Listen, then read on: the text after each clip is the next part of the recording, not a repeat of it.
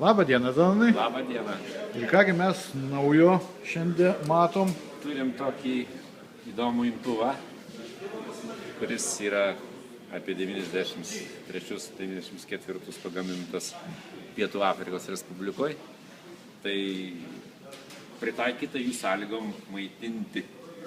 Turim saulės elementą arba prisukama spiruoklė.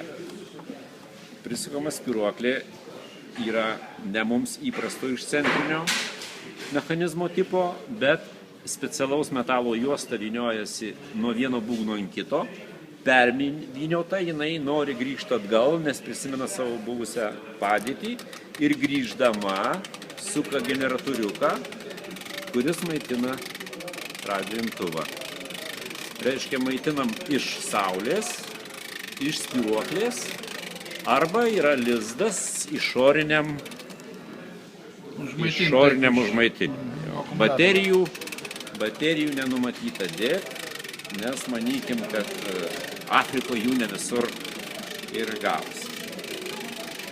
Dabar prisuku nepilnai galbūt, pilnas prisukimas duoda grojimą apie 45 minutės.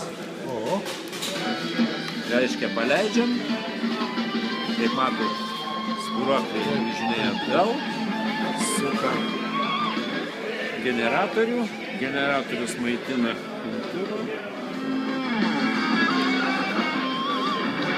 Ir kiek žinių? Ir radija groja, kuo puikiausiai jau.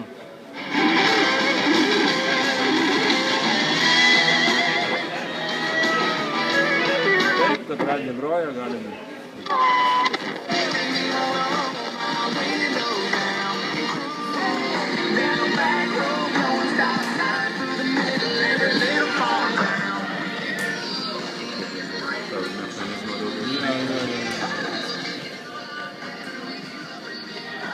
Labai įdomus variantas čia.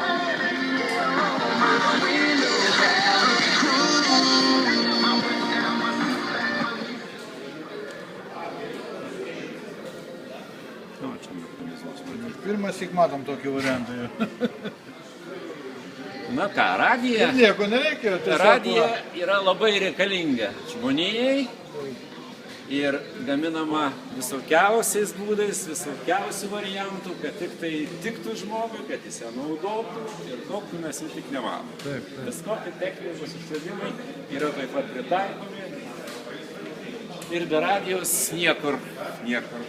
Ir vieno žmogaus ranka tiesiog užkuriam radiją ir klausom.